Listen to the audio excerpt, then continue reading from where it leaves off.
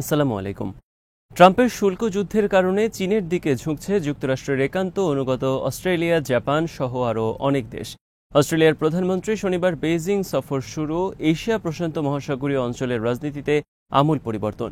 ইউক্রেনে আবারও অস্ত্র পাঠানো শুরু যুক্তরাষ্ট্রের, রাশিয়ার তীব্র হামলা চলছে ইউক্রেন জুড়ে, গাজায় নিহত ইসরায়েলের ক্যাপ্টেন।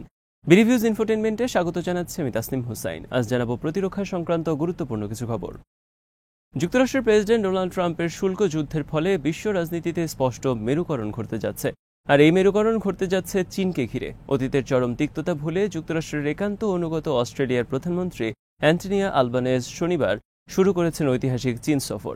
জাপান এবং দক্ষিণ কোরিয়ার মতো যুক্তরাষ্ট্রের অপর দুই পরম মিত্র ও প্রতিরক্ষা অংশীদার বর্তমানে চরম অসহায় অবস্থায় পড়েছে ডোনাল্ড ট্রাম্পের শুল্ক যুদ্ধের কারণে। অস্ট্রেলিয়ার প্রধানমন্ত্রীর চীন সফর, জাপান ও দক্ষিণ কোরিয়ার বিরুদ্ধে ব্যাপক শুল্ক আরোপ এবং ব্রিক্সের সব সদস্য দেশকে যুক্তরাষ্ট্রের শত্রু ঘোষণার ব্যাপক প্রভাব পড়তে যাচ্ছে বৈশ্বিক আধিপত্য কেন্দ্রিক রাজনীতিতে। বিশেষ করে বড় ধরনের পরিবর্তন আসছে চীনকে মোকাবেলা ঘিরে। এশিয়া প্যাসিফিক অঞ্চলের রাজনীতিতেও আসছে পরিবর্তন। জাপান বছরে $230 বিলিয়ন পণ্য রপ্তানি করে যুক্তরাষ্ট্রে পণ্য রপ্তানির ক্ষেত্রে জাপান একক সুবিধা ভোগ করত। 1 আগস্ট থেকে সব সুবিধা বাতিল করে 25% শুল্ক আরোপ করা হয়েছে যুক্তরাষ্ট্রের সকল জাপানি পণ্য রপ্তানির ক্ষেত্রে। যুক্তরাষ্ট্র জাপান থেকে আমদানি করে $80 বিলিয়ন পণ্য। অপরদিকে দক্ষিণ কোরিয়া যুক্তরাষ্ট্রে বছরে রপ্তানি করে $132 বিলিয়ন পণ্য, আমদানি করে $90 বিলিয়ন পণ্য। দক্ষিণ কোরিয়ার উপরও 25% শুল্ক আরোপ করেছে ডোনাল্ড ট্রাম্প এবং এই নিয়ে দেশটির সাথে বর্তমানে তিক্ত দেন দরদার চলছে। জাপানের ওপর 25% শুল্ক আরোপ করায় জাপানও বিকল্প বাজারের সন্ধানে নেমেছে। অপরদিকে ট্রাম্প অস্ট্রেলিয়ার সাথে $176 বিলিয়ন অস্ত্র চুক্তি পুনরায় বিবেচনা করায় ক্ষুব্ধ ক্যানবেরা। অতীতের তিক্ততা ভুলে আবারও কাছাকাছি হচ্ছে অস্ট্রেলিয়া চীন। এর অংশ অস্ট্রেলিয়ার প্রধানমন্ত্রী শনিবার বেইজিংয়ে পা রাখার মাধ্যমে এক ঐতিহাসিক সফর শুরু করেছেন। সাধারণত অস্ট্রেলিয়ার প্রধানমন্ত্রীরা প্রথমে যুক্তরাষ্ট্রের প্রেসিডেন্টের সাথে বৈঠক করেন, কিন্তু অ্যান্টনি আলবানেজ ডোনাল্ড ট্রাম্পের সাথে প্রথমে বৈঠক না করে বসতে যাচ্ছেন চীনের প্রেসিডেন্ট শি জিনপিং এর সাথে।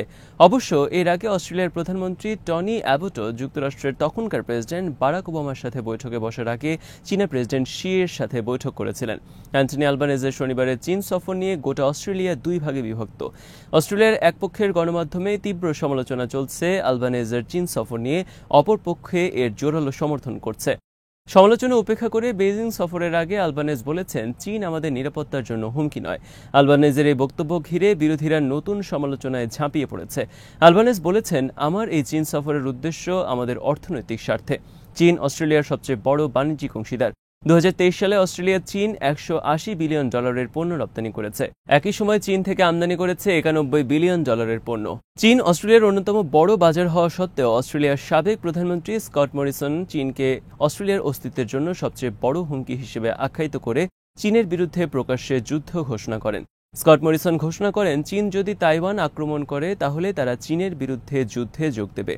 তিনি আরও বলেন, এশিয়া প্রশান্ত মহাসাগর ঘিরে যে বৈশ্বিক রাজনৈতিক প্রতিযোগিতা চলছে তাতে অস্ট্রেলিয়া অন্যতম খেলোয়াড়। এরপর চীনকে মোকাবেলায় তিনি তার 2018 থেকে 2022 সাল মেয়াদকালে সামরিক খাতে অতিরিক্ত $55 বিলিয়ন বাজেট বরাদ্দ করেন। এই অর্থ দিয়ে তিনি আমেরিকা থেকে যুদ্ধ বিমান, মিসাইল, রণতরী সহ বিপুল পরিমাণ সমরাস্ত্র মজুত করতে থাকেন। গোটা অস্ট্রেলিয়াকে তিনি চীনের বিরুদ্ধে যুক্তরাষ্ট্রের একটি ঘাঁটি হিসেবে গড়ে তোলার উদ্যোগ নেন। 2021 সালে যুক্তরাষ্ট্র এবং ব্রিটেনের সাথে $176 বিলিয়ন পারমাণবিক সাবমেরিন ক্রয় চুক্তি করেন চীনকে মোকাবেলার জন্য। চুক্তি অনুযায়ী অস্ট্রেলিয়া যুক্তরাষ্ট্র থেকে দ্রুতই 3টি second hand Virginia class nuclear submarine সংগ্রহ করার ব্যবস্থা করে। এরপর ব্রিটেনের কাছ থেকে সংগ্রহ করবে নতুন পারমাণবিক সাবমেরিন। চুক্তি অনুযায়ী যুক্তরাষ্ট্র এবং ব্রিটেন অস্ট্রেলিয়াকে দেবে পারমাণবিক সাবমেরিন। অস্ট্রেলিয়া, যুক্তরাষ্ট্র, ব্রিটেন এই ত্রিপক্ষীয় চুক্তি অকাস চুক্তি নামে পরিচিত, যার ফলে অস্ট্রেলিয়া চীন শত্রুতার নতুন মাত্রায় পৌঁছেছে। এশিয়া প্রশান্ত মহাসাগর অঞ্চলে চীন মোকাবেলায় যুক্তরাষ্ট্রের অন্যতম মিত্র ও প্রতিরক্ষা অংশীদার হল অস্ট্রেলিয়া। চীনকে মোকাবেলায় অস্ট্রেলিয়া, ভারত, জাপান, যুক্তরাষ্ট্র মিলে গঠন করেছে কোয়াড। যুক্তরাষ্ট্রের চীন বিরোধী যুদ্ধে অস্ট্রেলিয়া নিজেকে অতিরিক্ত জড়িয়ে ফেলায় গোটা অস্ট্রেলিয়া জুড়ে বিক্ষোভ আর প্রতিবাদ ছড়িয়ে পড়ে স্কট মরিসনের বিরুদ্ধে। তাদের আশঙ্কা, ভবিষ্যতে যুক্তরাষ্ট্র চীন যুদ্ধ শুরু হলে চীনের প্রথম আক্রমণের শিকার হবে অস্ট্রেলিয়া। এ সময় প্রধানমন্ত্রী অ্যান্টনি আলবানেজো বিরোধী নেতা হিসেবে যুদ্ধবাজ স্কট মরিসনের তীব্র বিরোধিতা করেন এবং চীনকে অস্ট্রেলিয়ার শত্রুতে পরিণত করার সমালোচনা করেন। তবে ক্ষমতায় আসার পর অ্যান্টনি আলবানেজো মরিসন সরকারের ন্যায় যুক্তরাষ্ট্রের সাথে দহরম মহরম অব্যাহত রাখেন। তবে দেরিতে হলেও তিনি চীনের সাথে সম্পর্ক স্বাভাবিক করার দিকে অগ্রসর হয়েছেন, আর এটি হয়েছে মূলত ডোনাল্ড ট্রাম্প ক্ষমতায় আসার ফলে। ট্রাম্প ক্ষমতায় এসে অকাস চুক্তি পুনরায় বিবেচনার ঘোষণা দেন। ট্রাম্প প্রশাসন জানায় তাদের আমেরিকা ফার্স্ট পলিসির সাথে অকাস চুক্তির মিল আছে কিনা সেটি খতিয়ে দেখা হবে। অস্ট্রেলিয়াকে 3টি ভার্জিনিয়া ক্লাস পারমাণবিক সাবমেরিন হস্তান্তরের বিরোধিতা করে ট্রাম্প প্রশাসন জানায় মূল্যবান এসব সাবমেরিন তাদের সবচেয়ে বেশি দরকার। বিশ্লেষকদের মতে অ্যান্টনি আলবানেজের চীন সফরের মধ্যে দিয়ে এশিয়া প্যাসিফিক সহ বিশ্ব রাজনীতিতে নতুন মোড় নিতে যাচ্ছে। ট্রাম্পের শুল্ক যুদ্ধ শুরুর সাথে সাথে চীনা প্রেসিডেন্ট শি জিনপিং পূর্ব এশিয়া সফরে বের হন। এবার তার অন্যতম বৈরী দেশ অস্ট্রেলিয়ার সাথে সম্পর্ক উন্নয়নের মাধ্যমে নতুন বার্তা দেবে যুক্তরাষ্ট্রকে। অপরদিকে ব্রিক্স সদস্য দেশগুলোকে ডোনাল্ড ট্রাম্প যুক্তরাষ্ট্রের শত্রু দেশ আখ্যায়িত করায় ভারতেরও টনক নড়ছে। বাংলাদেশ সহ সার্বিক পরিস্থিতি বিবেচনায় ভারত উদ্যোগ নিয়েছে চীনের সাথে তিক্ততা কমানোর। গত কয়েকদিন ধরে ভারত জুড়ে তোলপাড় চলছে বাংলাদেশ ঘিরে আরেকটি প্রসঙ্গে। সম্প্রতি চীনে বাংলাদেশ চীন পাকিস্তান ত্রিপক্ষীয় বৈঠক অনুষ্ঠিত হয়েছে। ঢাকায় নিযুক্ত চীনের রাষ্ট্রদূত এই বৈঠকের খবর বুধবার প্রকাশ্যে স্বীকার করেন। ভারতের আশঙ্কা, চীন পাকিস্তান এবং বাংলাদেশকে সাথে নিয়ে ভারতকে ঘিরে ফেলার চেষ্টা করছে বেইজিং। গত মঙ্গলবার ভারতের সশস্ত্র বাহিনীর সর্বাধিনায়ক অনিল চৌহান পর্যন্ত চীনা ত্রিপক্ষীয় বৈঠক নিয়ে প্রকাশ্যে মুখ খুলেছেন। অনিল চৌহান বলেছেন, চীন বাংলাদেশ পাকিস্তানের কাছাকাছি আসার চেষ্টা ভারতের নিরাপত্তা এবং স্থিতিশীলতার জন্য হুমকি। অনিল চৌহানের এই মন্তব্যের পর বাংলাদেশ চীন পাকিস্তান নতুন সম্পর্ক ঘিরে ভারতের গভীর উদ্বেগের বিষয়টি আনুষ্ঠানিক স্বীকৃতি পেল।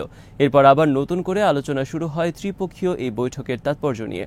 এ বিষয়ে প্রকাশিত খবরে বলা হয়েছে, বাংলাদেশকে আর কোনোভাবেই নিয়ন্ত্রণ করতে না পেরে শেষ পর্যন্ত ভারত চীনের সাথে সম্পর্ক উন্নয়নের চেষ্টা করছে। এর লক্ষ্যে চীনের সাথে সম্পর্ক উন্নয়নের মাধ্যমে বাংলাদেশ কেন্দ্রিক নিরাপত্তা সংকট হ্রাস করা। ইউক্রেনে আবারও অস্ত্র পাঠানো শুরু করেছে যুক্তরাষ্ট্র।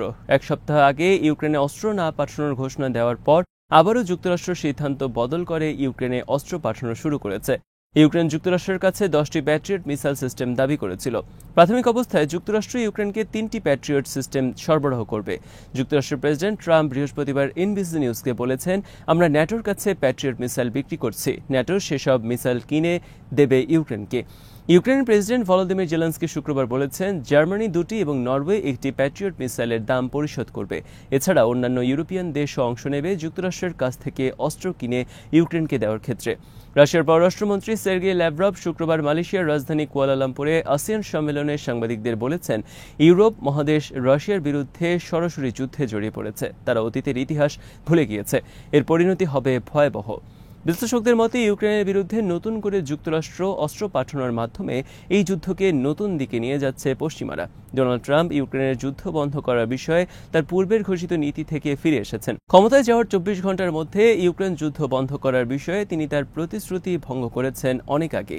এদিকে গত এক সপ্তাহেরও বেশি সময় ধরে রাশিয়া তীব্র আক্রমণ পরিচালনা করছে গোটা ইউক্রেন জুড়ে।